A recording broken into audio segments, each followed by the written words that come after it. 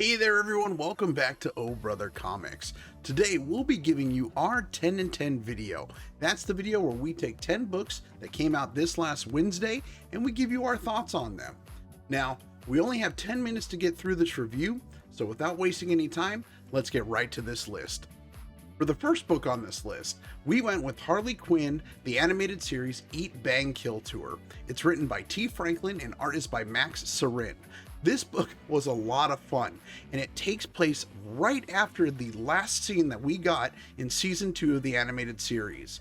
It continues with Harley and Ivy on the run after the disastrous wedding that Ivy and Kite Man had, where basically Kite Man took off. He was just done with everything, and now Ivy and Harley are running from Gordon and the GCPD, especially after Harley brought in all the parademons and basically destroyed Gotham.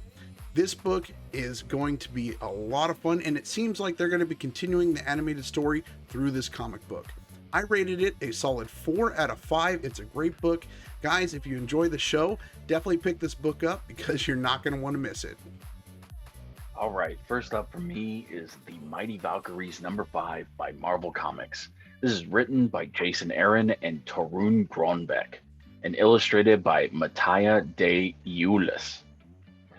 So this was a nice conclusion to the 5-issue arc that saw Jane Foster's Valkyrie teaming up with a previously lost and now the only second living Valkyrie, Runa. So I loved the inclusion of Loki and Hela.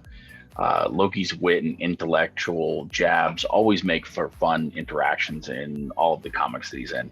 I can definitely see this story coming back in the future, especially since we find out that Loki, the god of mischief, did something mischievous with the fates of the 3 little girls that Jane Foster is trying to save. So overall, a good story. I love that Jane Foster is no longer the only Valkyrie, and she should make the comics going forward more interactive now that she has Runa. So I rated this at a 3.2 out of 5. Next book that we will be talking about is Eternals Rise of Thanos number 1 by Marvel. The writer is Kieron Gillen and the artist is Dustin Weaver. This book was very informative. We were kind of shown why and how Thanos was born, how he came into being. The Eternals are a very different story compared to, the X-Men, Fantastic Four, Avengers, or what have you, things like that. It's a story that, it's just kind of a pantheon of dudes in space. I don't know. Like, I kind of have a hard time following and kind of staying interested in the story. I do like Thanos, but he was like not really, it's about Thanos, but it's like he was only in it for maybe 1 or 2 pages and really not touched on in the story. And that's what I was kind of wanting, was a Thanos story. But the story we got was really cool. It was cool learning more about the Eternals. It was kind of cool learning about their family dynamics and how that works, and what they do to avoid civil war. What they do in that book is kind of cool. And so it was still very, like I said, it was very informative. And there was a lot of people asking, why were the Eternals not around in the MCU movies and stuff like that when Thanos was around? And this book kind of touches on that in quite a big way, like why they weren't around. So like I said, informative. I give this book a very illuminating 2.8. It was a good read for knowledge and backstory for Thanos and the Eternals.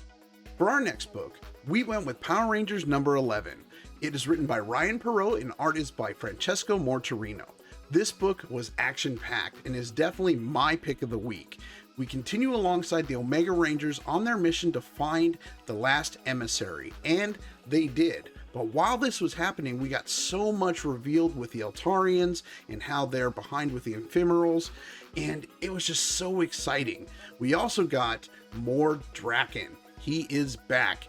Turns out he's been working for the Ephemerals, and he's got his morpher back, and he escapes.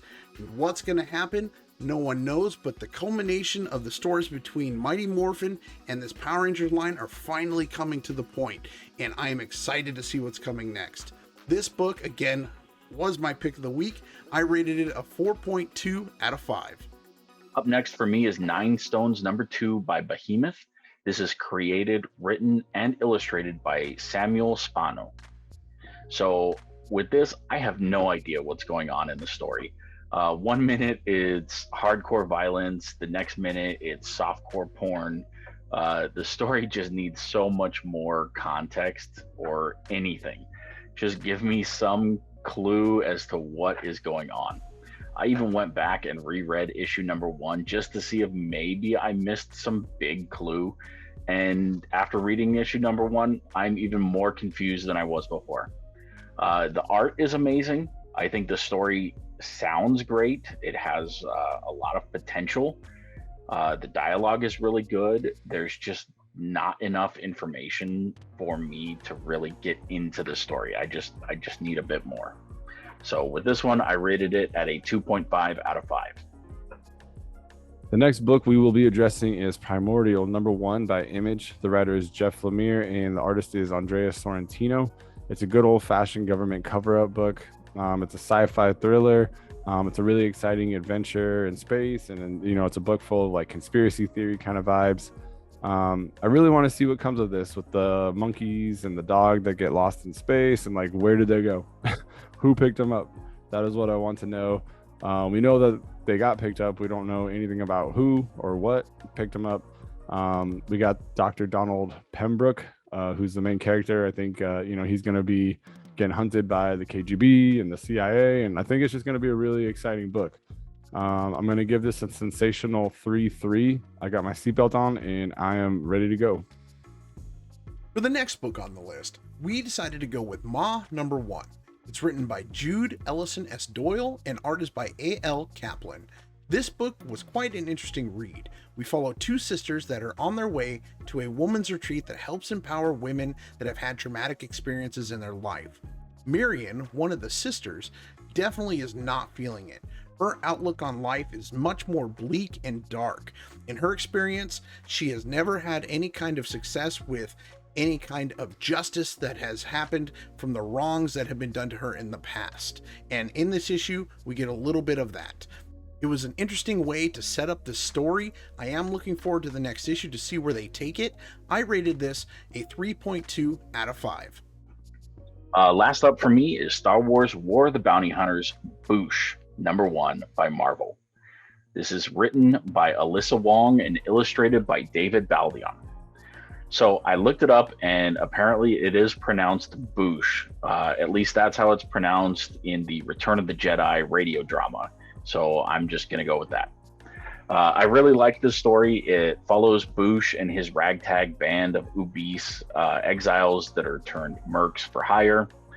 They're hired to carry out a hit on the Tag family, and it doesn't go quite as planned.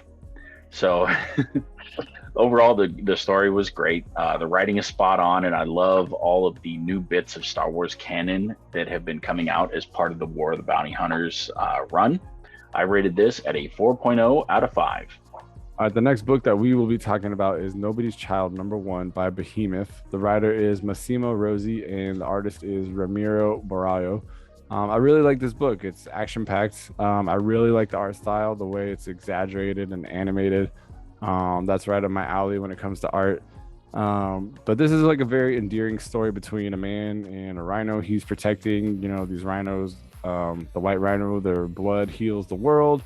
And it's really a cool book. It's really it's very deep, in a way where, of course, humanity discovers this. So what do? They go ahead and hunt it to near extinction. And so now you have this guy protecting, his buddy, like the last white rhino. I give this book an affinitive 4.2. This is my pick of the week, and I believe this will be a really solid story. I highly recommend you all pick it up. For our last book, we decided to go with Campisi #2. It's written by James Patrick and artist by Marco Locati. This book is a lot of fun, and I'm thoroughly enjoying it. We continue where the last issue left off with Sunny and the dragon that has now infiltrated the city of Green Village. In it, we see where Sunny is just stuck between a rock and a hard place. For one, he's working for the mob and his boss and has to do what he says.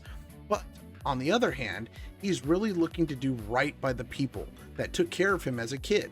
So he really doesn't know exactly what to do, and he's trying to make the best of it. This story has been quite well written and the art is great. I rated it a 3.8 out of 5. I am really looking forward to the next issue. It's been a lot of fun, guys. You should really check it out. Well, guys, that brings us to the end of this list. We hope you all enjoyed the list that we put together for you, because we had a lot of fun reading it. There were so many awesome books to get through, and it just continues to be more and more amazing comics coming out each week. Guys, definitely let us know down below in the comments what books you were reading this week and what really stood out to you, because we'd love to read those as well and talk to you about it. Thank you all for watching. We will catch you all later this week with our next anticipated books coming out for this next Wednesday. Guys, have a great weekend. We'll see you all later.